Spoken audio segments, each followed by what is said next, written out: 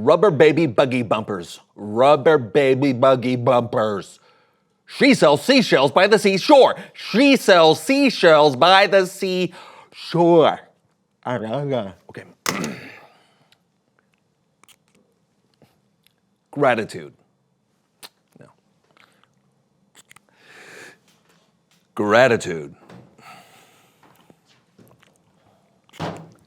Gratitude.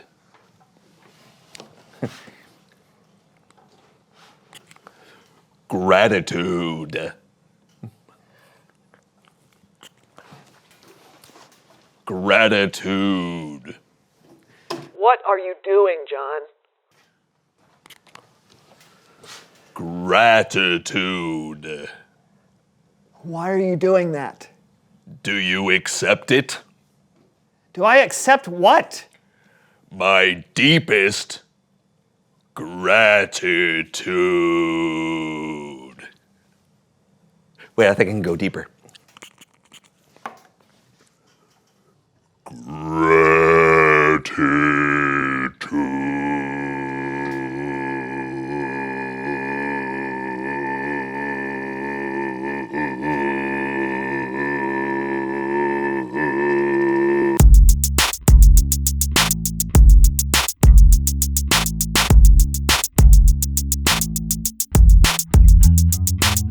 Welcome to the So-and-So Show. I'm Brandon, that's John, and we are excited and thankful for today's show. That's right. Brandon and I just celebrated a little holiday where there was a ton of food to be thankful for. And there were some relatives of ours who are really good at cooking that food to be thankful for. But now there's a large supply of leftover food on hand, so it's time to play a little game we like to call Name That Leftover Great Aunt Edition.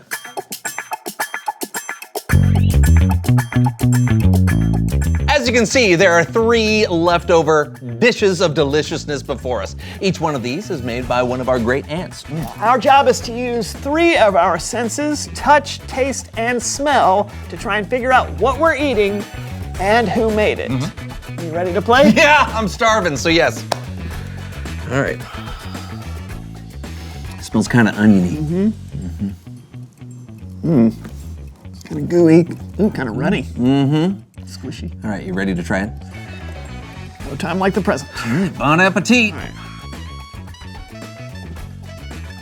Oh, Okay. I know what this is. And I know who made it. Yep. It's Aunt Margaret's green bean casserole. I knew it. Yes. Yes. This is a holiday classic. And a potluck staple. You know what I appreciate about Aunt Margaret? What's that? Even though she's your aunt and not mine, she still drops a dish of this by every year for me. Oh, and she also, you know what? She deep fries these onions on top herself. Yeah, which is the only way to eat an onion. And for that we say, thank you, Aunt Margaret. Next dish. This one already has a distinct smell. It's definitely meaty. Oh, that was not what I was expecting. It feels a little bready. Yeah. What's that on top? Is that icing? What is this, a meat cake? Only one way to find out. Yeah. Down the hatch.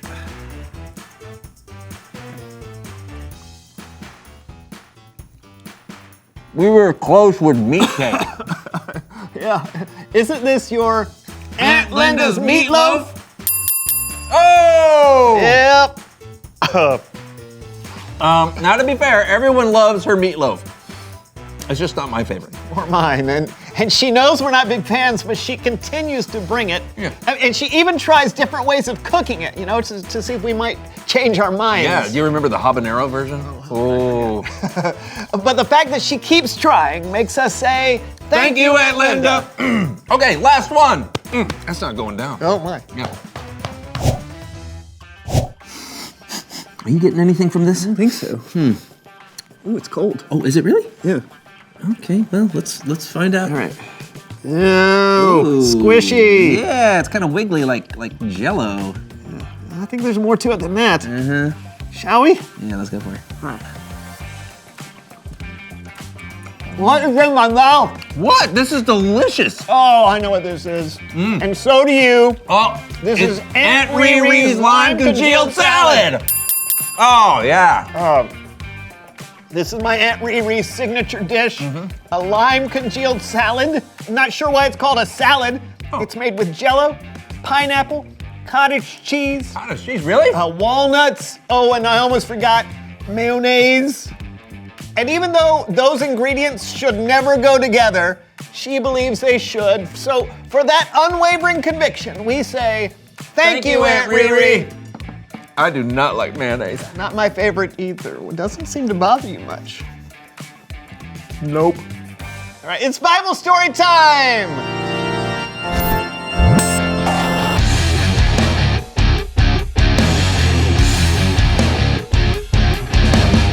Hey guys, I gotta say, you two have already been riding that gratitude train today. We have? I thought we were just eating leftovers. You have, but you've also been extremely grateful to your aunts. You let them and everyone know how much they mean to you and how thankful you are for what they made you. And I bet you can't eat any of that food without thinking of them. Of course not. Remembering to be grateful is exactly what today's Bible story is all about. And I'm gonna tell it with the help of Laundry Theater.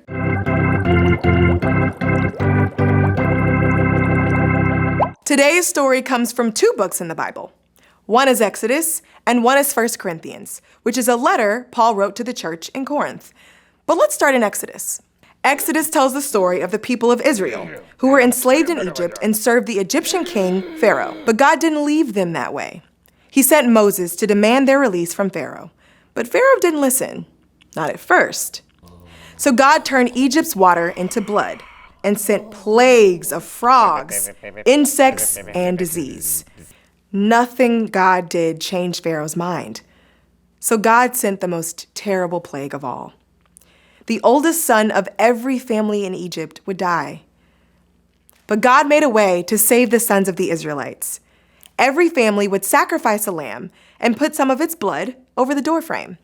So when death came, it passed over the household, leaving the son alive. Finally, Pharaoh allowed the Israelites to leave. They were free. God told them to remember that day and how they were protected from death and delivered from slavery. So every year, the Israelites would celebrate that event with a feast. You may have heard of it. It's called the Passover Feast. In Jesus' time, God's people had been celebrating Passover for hundreds of years. The night before Jesus died, he gathered with his friends, his disciples, to celebrate Passover with all of its traditions. They met together in an upper room to enjoy this very special meal. The Apostle Paul describes this particular Passover meal in his letter to the Corinthians. Jesus took some bread, and when he had given thanks, he broke it. Then he said, "This is my body. It is given for you. Every time you eat it, do it in memory of me." In the same way, after supper, Jesus took a cup. Jesus said, "This cup is the new covenant in my blood. Every time you drink it, do it in memory of me." The disciples weren't sure what was going on. They didn't understand what Jesus was about to do. They had all grown up celebrating this meal to remember and to thank God for rescuing their ancestors from slavery.